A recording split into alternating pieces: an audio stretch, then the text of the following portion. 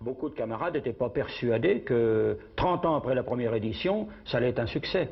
Beaucoup disaient ce sera difficile de vendre 3000 exemplaires nous-mêmes sans passer par les éditeurs. Ils ne sont plus qu'une poignée de résistants du Loir-et-Cher dont l'unique combat aujourd'hui est de perpétuer la mémoire.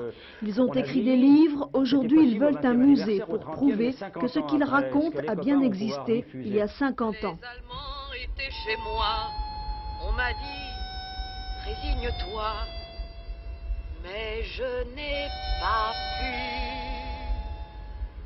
Et j'ai repris mon arme.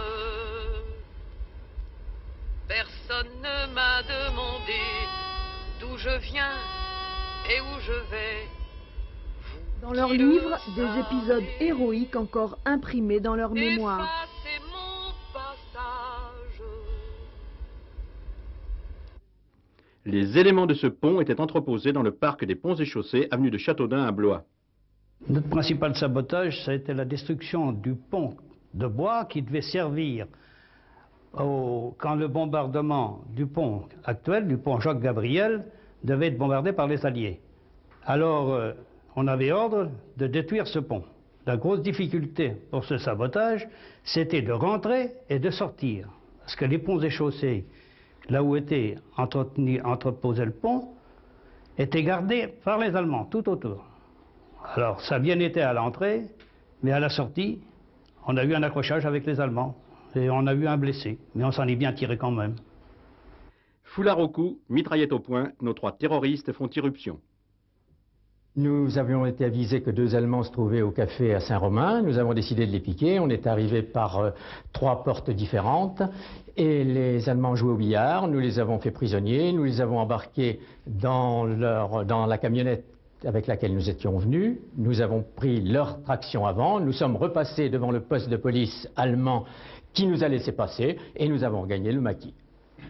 La liberté reviendra.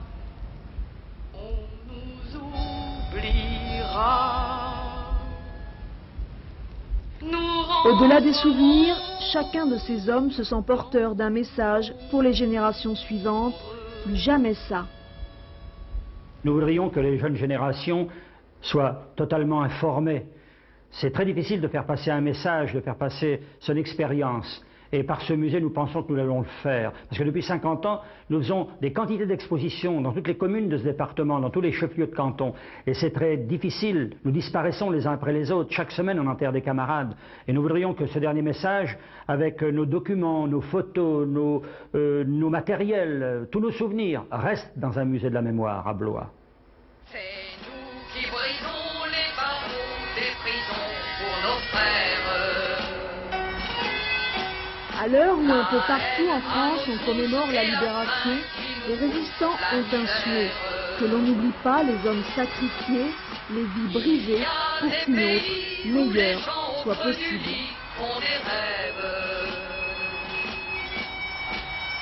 Ici nous vois-tu